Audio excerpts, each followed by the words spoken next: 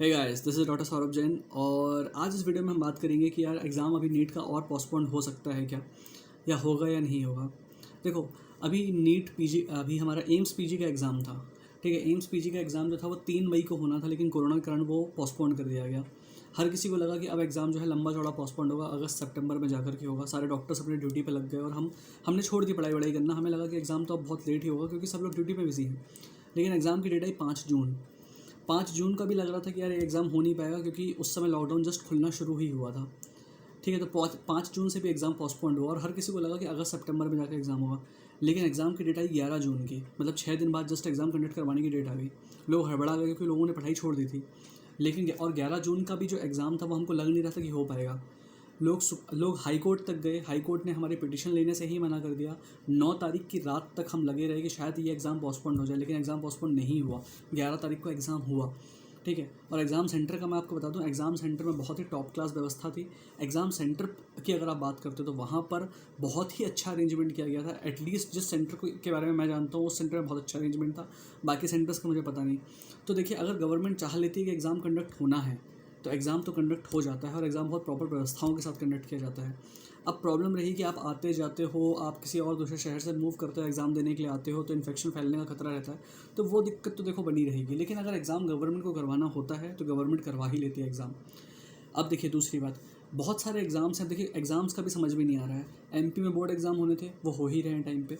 AIIMS PG का exam conduct करवाना था, वो हो गया। 14 तारीख को पीजीआई का एग्ज़ाम था, वो भी हो गया।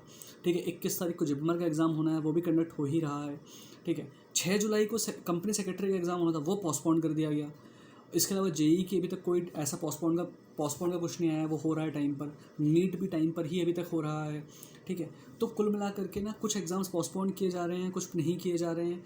तो ऐसा कोई फिक्स पैटर्न नहीं है कि गवर्नमेंट सारी एग्ज़ाम पोस्टपोन कर रही है या सारे ही एग्ज़ाम ले रही है। कुछ पोस्टपोन हो रहे हैं, कुछ नहीं हो रहे हैं। अब देखो, अब मेन अपन बात करते हैं कि नीट पोस्टपोन होने की। देखो, जब भी मैं बच्चों से पूछता हूँ कि बच्चे कहते हैं सर नीट पोस्टपोन होना चाहिए, और मेरा उनसे एक ही सवाल होता है कि आपको क्यों लगता है नीट पोस्टपोन होना चाहिए।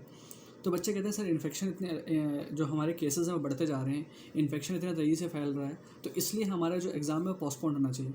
अब देखो यार, सीधी सी एक बात समझो, जून से ज़्यादा केसेस होंगे जुलाई में, जुलाई से ज़्यादा केसेस होंगे अगस्त में, अगस्त से ज़्यादा केसेस होंगे सितंबर में, उससे ज़्यादा केसेस होंगे अक्टूबर में, उससे ज़्यादा केसेस होंगे नवंबर में। ठीक है, नवंबर गवर्नमेंट कह रही है कि नवंबर मिड में जाकर के पीक आएगा बीमारी का, मतलब अभी नंबर ऑफ़ केसेस बढ़ते जाएंगे। तो से फॉर एग्जांपल मान लीजिए अभी 26 जुलाई को एग्ज़ाम पोस्टपोन हो जाता है, तो भी आपकी ये प्रॉब्लम बनी ही रहेगी। मतलब कभी भी एग्ज़ाम कंडक्ट करवाना हो, सेम प्रॉब्लम बनी रहेगी। ये चीज़ गवर्नमेंट को भी समझ में आ रही है। मतलब एग्ज़ाम को अगर आप पोस्टपोन करना शुरू करते हो तो आप इनफाइनाइट पोस्टपोन नहीं कर सकते। आज नहीं तो कल, कभी ना कभी आपको इन्हीं दिक्कतों के बीच में ही एग्ज़ाम करवाना ही पड़ेगा। वो अभी हमारे सामने प्रैक्टिकल प्रॉब्लम है, हर किसी को समझ में आ रहा है। क्योंकि चीज़ें कंट्रोल में आने में हो सकता है 1 साल लग जाए, तब तक एग्ज़ाम हम रोक तो नहीं सकते। एग्ज़ाम तो कंडक्ट करवाया ही जाएगा। इसीलिए देखो, अब हमारे अभी देखिए गवर्नमेंट का अभी समझ में नहीं आ रहा, कुछ एग्ज़ाम्स कैंसिल हो रहे हैं, कुछ नहीं हो रहे हैं, कुछ एग्ज़ाम पोस्टपोन्ड हो रहे हैं, कुछ नहीं हो रहे हैं। तो जब सच सिचुएशन अभी हमारी अनसर्टेन है, हमको श्योर नहीं है, तो आपके सामने केवल एक ही चीज़ है कि आप पढ़ाई करते रहो, ये मान के कि आपका एग्ज़ाम होगा।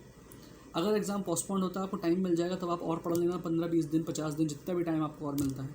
लेकिन अगर से फॉर एग्जांपल जैसा एम्स पीजी वालों के साथ हुआ, अगर मान लो आपने ये सोच लिया कि एग्ज़ाम पोस्टपोन्ड हो जाएगा, और अगर आज आपने पढ़ाई अपनी ढीली छोड़ दी और कल को मान लो एग्ज़ाम टाइम पर हो गया, तो आप क्या करोगे। 20 दिन भी अगर आपकी पढ़ाई का नुकसान हो गया, अगर मान लो आपने ढीली छोड़ दी पढ़ाई, और 20 दिन बाद अगर मान लो 20 दिन का भी आपका नुकसान हो गया और एग्ज़ाम टाइमली हो गया, तो आपका बहुत बड़ा नुकसान हो जाएगा। क्योंकि अब जो है ना, इतना टाइम मिल गया बच्चों को तैयारी करने के लिए, एक्स्ट्रा टाइम मिल गया है कि अब कंपटीशन जो है ना, वो जो 12th क्लास वाले बच्चे होते थे ना, जो जस्ट बोर्ड एग्ज़ाम दे करके आए हैं और एग्ज़ाम देने में उनको दिक्कत हो रही है, अब वो वाली बात खत्म हो गई, क्योंकि हर किसी को टाइम मिल गया तैयारी करने का।